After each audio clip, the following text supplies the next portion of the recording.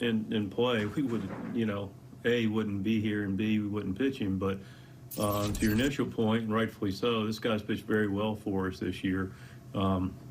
He's got 4 walks in like 12 innings, and he's thrown the ball very well. He's been able, he really, and still is the case. You have moments, they're human beings out there, they're competing. Obviously it wasn't intentional, but this guy's actually transformed himself from a thrower that we saw a couple years ago into more of a pitcher that we saw towards the end of last year, and picking up big innings for us and pitching in the playoffs, and a guy that we have gone to the last couple of years in bigger spots and trust, rightfully so, and will continue to trust. And he went in a spot that, in a tie game that, was right in his spot. The lefties in the lineup that are their better guys, and obviously it's completely unfortunate that the ball got away from him. And, our prayers are with Bryce Harper, and hope that he's okay. Thank you. You're welcome. Derek Gould.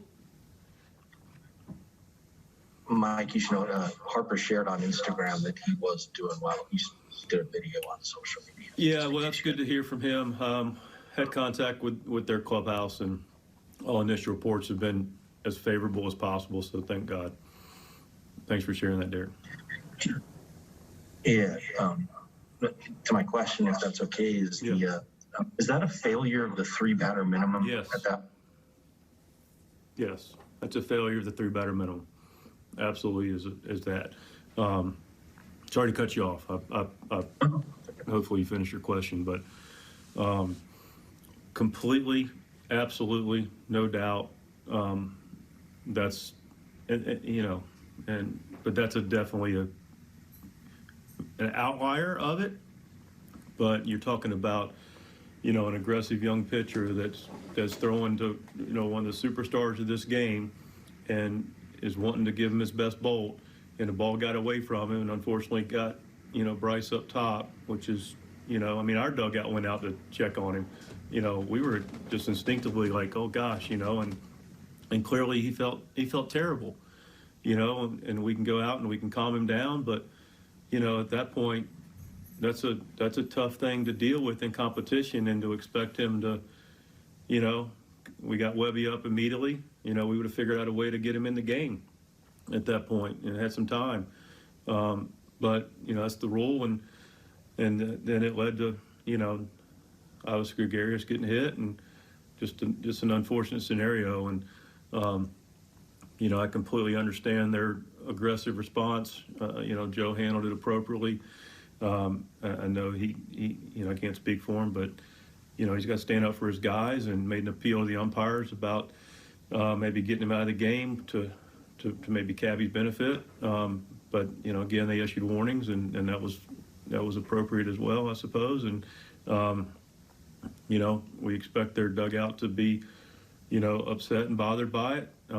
We played this group recently, and there's connections on that side that, we respect the way they go about their business, and we understand them. They're pros, and they have one of their better players, be compromised, and I don't blame anything that happened there. And I think in everybody's hearts, they know it was completely unintentional. Longer answer to your question.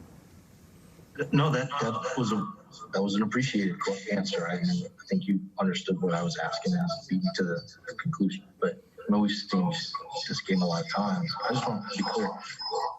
Might you have removed Cabby after Harper? Yes. If not 3-batter? Okay. No question.